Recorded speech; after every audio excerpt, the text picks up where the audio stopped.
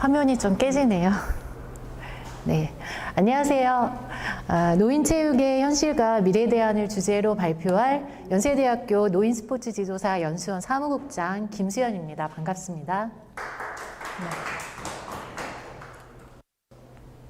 발표 순서는 다음과 같습니다. 한국의 고령화 추세는 전 세계적으로 가장 급속하게 진행되고 있습니다. 좌측의 세계 인구 구조와 비교했을 때 고령 인구 비율이 눈에 띄게 증가하게 되는 것을 확인할 수 있습니다. 2045년이 되면 우리나라는 전 세계에서 고령 인구 비중이 가장 높은 국가가 될 것이라고 합니다.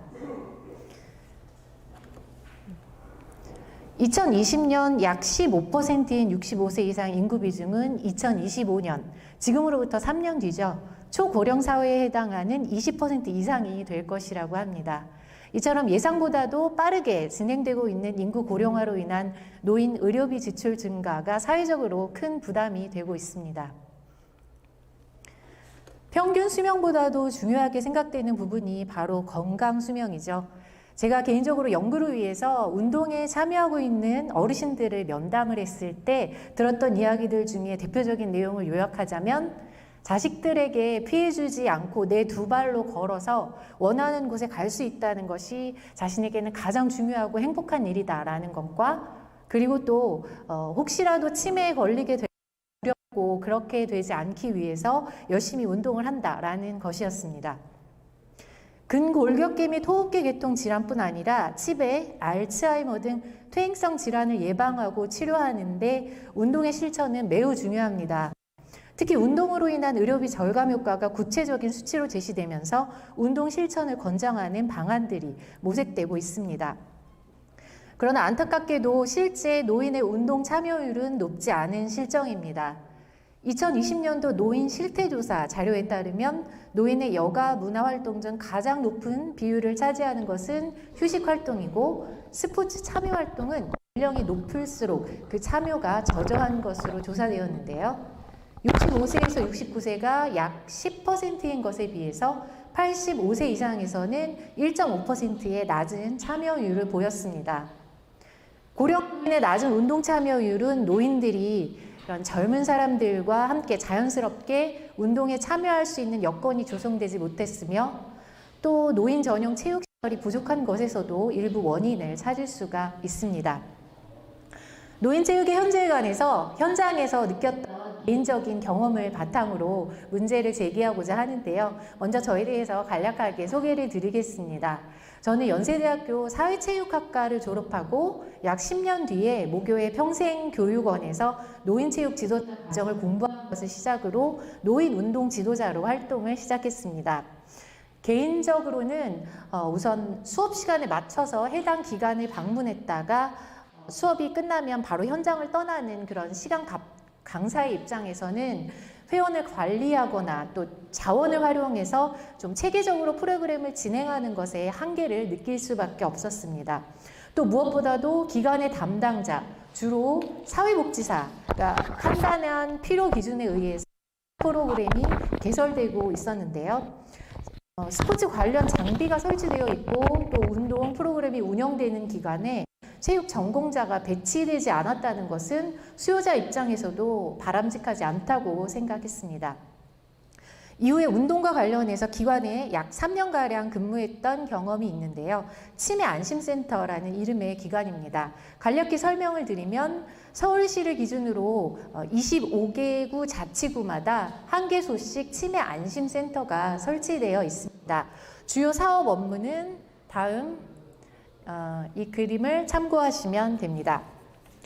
치매 환자와 가족들, 그리고 치매 예방을 위해서는 센터를 찾는 이용자들에게 프로그램을 적용하게 되는데, 이것은 주로 작업치료사의 주관에 따라서 진행이 되고 있었고요. 운동이나 음악, 미술과 같은 분야는 센터의 필요에 따라서 선택적으로 채용을 하고 있었습니다. 간호사, 사회복지사, 작업치료사는 면허 또는 보건복지부가 인정하는 자격증이 있는 반면에 운동의 경우에는 적절한 자격증이 없고 또 필수 직군도 아니다 보니까 제가 근무를 할 당시만 해도 25개구 치매 안심센터에 직원으로 운동치료사가 채용된 경우는 단 4곳에 불과했습니다. 운동치료사가 없는 기관 같은 경우에는 시간 강사를 채용하거나 아니면 대한체육회 소속의 생활체육 지도 강사를 파견해서 무료로 수업을 운영하는 그러한 형태였습니다. 자급치료사가 환자의 특성과 치매 진행 상태를 고려해서 이용자에게 체계적으로 프로그램을 적용하는 것과 비교하면 부족함이 많을 수밖에 없습니다. 운동은 분명히 치매의 예방과 관리를 위해서 필요한 주요 전문 영역임에도 불구하고 이를 적용하기 위한 전문 인력의 배치가 적절히 이루어지지 못하는 그러한 상황이 안타까웠습니다. 저는 현재 연세대학교 노인스포츠 지도사 연수원 사무국장으로 연수에 관한 실무를 총괄하고 있으며 저 역시 노인스포츠 지도사 자격을 취득한 지도자의 한 사람으로서 자격과정이 해당 강사와 또 대상자인 노인 모두에게 이루어질 수 있도록 개선이 필요하다고 봅니다. 물론 시설적인 측면이나 제도적 문제에 있어 더 많은 대안이 있겠으나 노인체육 분야에서 전문성을 갖추고자 노력해왔던 현장 종사자의 입장에서 개선이 필요하다고 생각되었던 주요 내용을 중심으로 말씀드리도록 하겠습니다. 첫 번째로 노인 스포츠 지도사 자격 제도를 보완하고 활용을 제고해야 합니다. 먼저 자격 요건입니다. 체육 지도자 자격 제도는 성실하게 노력하는 누구나 스포츠 분야 전문 지도자의 꿈을 이룰 수 있도록 하는 것을 표방하고 있습니다. 노인 스포츠 지도사 자격 제도는 보시는 바와 같은데요. 잘 보이시나요? 제가 읽어볼게요. 노인 스포츠 지도사란 노인의 신체적, 정신적 변화 등에 대한 지식을 갖추고 해당 자격증 종목에 대하여 노인을 대상으로 생활체육을 지도하는 사람을 말함. 이렇게 되어 있는데요. 응시 자격을 보면 만 18세 이상으로 성인 모두에게 문호를 개방하고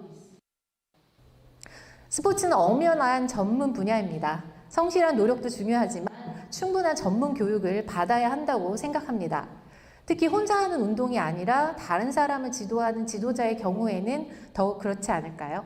앞서 장애인 스포츠에 대해서 발제해 주신 김치태 교수님께서도 동일한 취지의 말씀을 해주셨는데요. 노인 스포츠 지도사가 제대로 된 체육 전문가로서 그 역할을 다하기 위해서는 대학 교육을 통해 체육의 전문 교육을 받은 사람을 대상으로 자격 요건을 강화하는 것이 바람직하다고 봅니다. 그리고 그 이후에 별도로 타 전공자나 고졸자를 위해서 예를 들어 학점은행제를 통한 교과 이수 등의 전형을 추가하는 대안을 고민하는 것이 바람직할 것이라고 생각합니다. 다음은 자격 종목입니다. 검도부터 행글라이딩까지 총 60개 종목이 보이는데요. 종목별 중요도를 떠나서 노인이 하기에 적절하지 못한 경우도 있고 또 실제 현장에서는 적용하기 어려운 부분도 있다고 생각합니다. 반면 실제 현장에서 운영되는 종목에 부합한 종목은 또 없는 경우도 있는데요. 예를 들어서 건강체조 형태로 운영되는 다양한 프로그램들, 스트레칭, 요가, 근력운동 등을 지도하는 그런 강사의 경우에는 적합한 해당하는 종목이 없어서 레크레이션을 통해서 응시하는 경우가 상당수 있는 것으로 알고 있습니다. 물론 레크레이션은 분명 놀이를 통해 건강을 증진하는 전문 종목이지만 숙련도를 평가할 때 다른 종목과 동일한 기준을 적용하기에는 다소 무리가 따른다고 보여집니다. 대안으로는 공, 라켓, 맨몸 운동 등으로 종목을 유형화한 후에 필수 종목을 선정하는 것처럼 종목을 구분하여 보다 전문화시킬 필요가 있다고 생각합니다. 예를 들어 짐내스틱스를 어원으로 하는 체조하면 흔히 기계체조를 떠올릴 수 있지만 과거 우리나라의 신교육이 본격화되기 시작한 시기에는 체조와 체육이 동일시될 정도로 대표성 있는 명칭이자 체육의 기본이 된다고 할 수 있습니다. 노인 스포츠 지도사임에도 자신의 종목이 아니라고 해서 건강 증진을 위해 기본이 될 수 있는 체조를 하지 못한다는 것은 다소 문제가 있다고 보여지기도 합니다. 따라서 근력과 유연성을 키울 수 있어서 노인 운동으로 적절한 체조를 맨몸 운동의 필수 종목으로 지정하고 세부 종목을 선택하는 것과 같이 종목을 유형화한다면 지도자의 전문성을 기르는데 긍정적인 역할을 할 수 있을 것이라고 생각합니다. 다음은 연수 과정입니다. 제시된 내용은 연수 과정의 학습 내용입니다. 충분히 훌륭한 교육 내용이지만 과연 필기 시험에 합격한 연수생들을 대상으로 이론 교육을 중점적으로 시행할 때 그 교육적 효과가 얼마나 될지 의문이 듭니다. 특히 가장 많은 비중을 차지하고 있는 것은 스포츠 마케팅 및 윤리에 대한 내용입니다. 연수 과정은 지도자들이 현장에 투입되기 위해 필요한 보다 실제적인 내용, 다시 말해 실기 또는 현장 전문가를 통한 실무 교육 중심으로 개선될 필요가 있으며 또 자격 취득 이후에도 현장의 변화에 대응하며 발전할 수 있도록 보수 교육이 정기적으로 시행되어야 합니다. 자격 제도와 관련해서는 끝으로 지도자 배치를 위한 법적 근거를 마련해야 된다고 봅니다. 국민건강보험공단에서는 매 1년마다 공고를 통해서 건강100세 운동교실 강사를 모집하고 있습니다. 실내 운동 기준으로 봤을 때 시간당 약 45,000원이라는 적지 않은 강사료를 지급하고 있어서 해마다 많은 강사들이 지원을 하고 있습니다. 대한체육회에서도 생활체육 지도 강사를 모집하고 있는데요. 출근을 하고 전일제 근무를 하는 형식도 있지만 현장마다 파견 지도를 나가기 때문에 시간 강사와 별반 다를 바가 없고 시간 기준으로 환산하면 급여는 건강 100세 운동교실에 훨씬 못 미치는 수준입니다. 우수한 서비스를 제공받기 위해서는 양질의 일자리 마련이 선행되어야 할 것입니다. 노인 스포츠 시설에 노인 스포츠 지도자 또는 체육 전공자가 상주하며 시설과 이용 회원을 관리하고 프로그램을 운영하는 것이 당연하다고 생각하는 것이 발표자 저만의 생각인지 의문이 들기도 합니다. 결과적으로 현재까지는 수업만 간 시간 강사를 양성하기 위해서 전문 스포츠 지도자 국가 자격 과정을 만든 것과 다름없는 상황입니다. 노인체육 전문가를 시설에 반드시 배치하는 조합에 첨가하여 지도자의 고용을 보장하고 동시에 노인체육을 국민의 권리로 보장받을 수 있도록 법적 제도화가 요구됩니다. 노인체육의 미래에 대한 그 두 번째로는 다양한 경험과 동기를 부여하는 환경을 제공해야 한다고 생각합니다. 사진은 연세대학교의 학교 시설을 활용해서 노인을 위한 양생체조 대회를 개최한 모습입니다.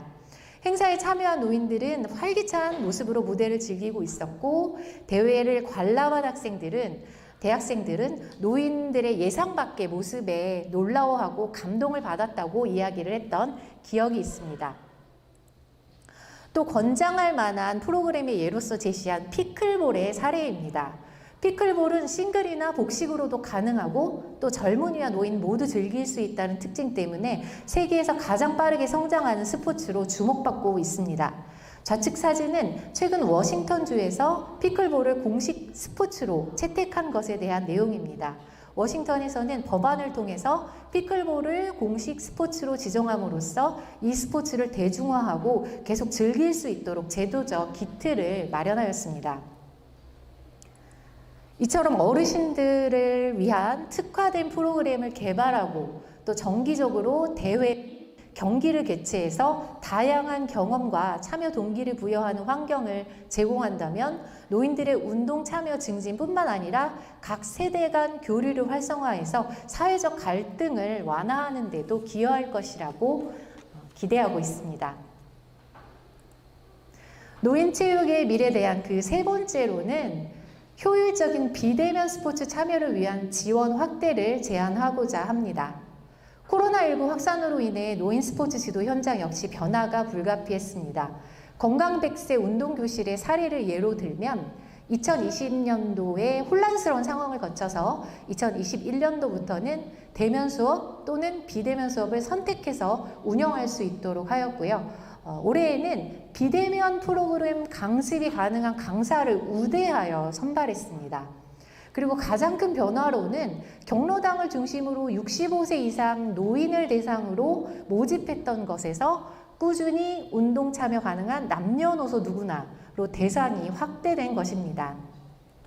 비대면 수업을 병행 운영하는 상황은 디지털 환경에 익숙한 지도자들이 새롭게 채용되는 기회가 되었고, 또 반대로 어쩔 수 없이 그 반대의 상황도 생겨나게 되었습니다. 일부 강사들이 스스로 환경에 적응하지 못하고 수업을 포기하거나 도태되는 과정과 기존의 이용자들이 또 노인들이 줌 수업에 참여하지 못하게 된 상황에는 관련 교육과 지원을 적극적으로 제공하지 않은 기관의 책임도 있다고 생각합니다. 이용자들이 비대면 수업에 참여하고 소통할 수 있도록 하는 것이 오롯이 강사의 역할이고, 강사에게는 수업을 위한 공간이나 장비 등의 지원이 없는 현재의 상황은 결국 수업의 질적 수준을 저해하는 요인이 될 것입니다. 따라서 효과적인 비대면 수업을 강화하기 위해 강사들에게 스튜디오 형식의 강의 공간 및 장비를 지원하고, 강사 및 이용자가 수업 환경에 적응할 수 있도록 충분한 초기 교육이 시행되어야 할 것입니다. 포스트 코로나 시대의 비대면 스포츠 참여는 일시적 임시 방편의 소임을 다하고 사라질까요? 오히려 편의성을 중심으로 더욱 확산될까요? 일반인들에게는 어쩌면 대면 수업이 더욱 적절할 수 있습니다.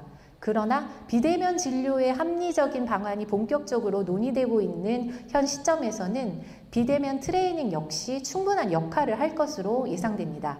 무엇보다 거동이 불편한 노인을 위한 특화된 프로그램, 즉 찾아가는 방문 서비스의 일환, 그 대안으로 매우 적절한 방법이 될 것이라고 생각합니다.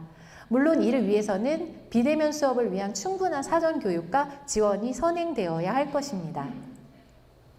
이제 끝으로 노인체육 정책에 대해서 말씀드리고자 합니다.